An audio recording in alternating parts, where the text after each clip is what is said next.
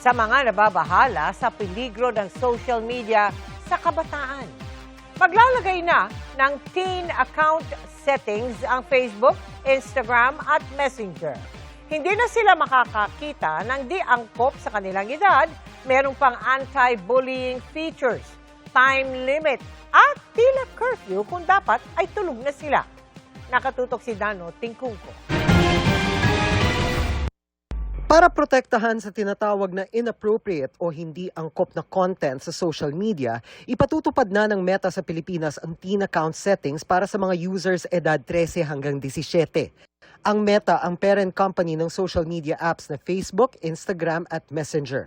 We wanted to make sure that there's automatic, by default, protection. So when the teen is online, whether they just created the account or they've been online for a while, they're automatically protected. Content that should be properly rated. How we treat harms, whether as long as it is on platform, goes on how we analyze it, how we look at it. And the features are available basta kabataan yung involved. And teen accounts is there to guard against even these issues. Sa ilalim nito, by default ay magiging private na ang account ng teenagers. Ibig sabihin, hindi makikita ng hindi nila friend ang content o feed ng teenager. Kailangan din i-approve ng teenager ang bagong followers. Hindi rin pwedeng i-message ang teenager ng kahit sinong hindi konektado sa kanila. Stricto din ang pagpapatupad sa filter sa mga teenager mula sa comments hanggang direct messages. At ilalagay din sa pinakastriktong setting ang anti-bullying feature ng Meta na hidden words. Meron ding time limit sa paggamit. 60 minutes may notification na sa mga bata para isara ang app. May sleep mode din na naka-on by default mula 10 p.m. hanggang 7 a.m. kung saan muted lahat ng notification at lahat ng DM may auto-reply. As a parent, you don't have to do anything. They cannot change any of these settings alone. They cannot. Only a parent can change the settings. Pero paano kung merong magtangkang dayain ang kaniyang edad?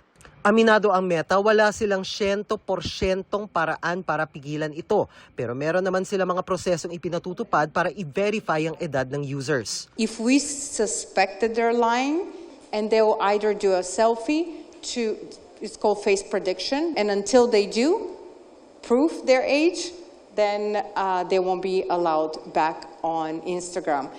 They can also lose their whole account. Ang DICT suportado ang hakbang na ito ng Meta. 9 out of 10 of our youth are online, and that accounts for a huge traffic. And alam niyo na, anything that touches our youth, we're very, very protective and very supportive of. We support freedom of expression, but we also guard against any harmful effects on the internet, especially po sa mga kabataan natin. Ang mga nakausap namin mga teenager, hati naman ang opinyon. Di po, parang controlling na po siya. Kailangan din po nilang parang makipag-connect sa mga nila, parang kaklase, mga kaibigan. Kaya yung 1 hour po na limit, baka hindi po maging okay sa kanila. Okay naman yung safety. Basta huwag ka lang mag-talk sa strangers. Maganda man daw ang ganitong mga hakbang, paglilinaw ng ilang mga stakeholder kabilang ng Meta, katulong ito at hindi dapat kapalit ng tinatawag na smart parenting. We should not be in a situation wherein we have the illusion that this will solve all the problems. These tools will be maximized when we combine it with different interventions. We have to teach the parents also how to use the platforms, the applications, how to be responsible digital citizens. So it's very important para sa amin po yung digital education and instruction. So both parents tsaka po yung mga children. We want to teach the parents so that they can properly advise and supervise their children. Sabi nga ng isang magulang na nakausap namin, maganda man ang gabay at mga limitasyon, best parenting pa rin daw, lalo na sa mga teenager, ang tiwala sa kanila. Bigyan mo sila ng free will, pero alam mo yung limitation. Pero wag mong paramdam na napaparaan. Yung mga age na ganyan, yung mga start nila na ma-discover nila ano yung dapat, kung anong tama at mali. So ako, may tiwala naman ako sa anak ko. Then, kung maging honest lang siya, so why not? Dano Tingkungko, Nakatutok, 24 Oras.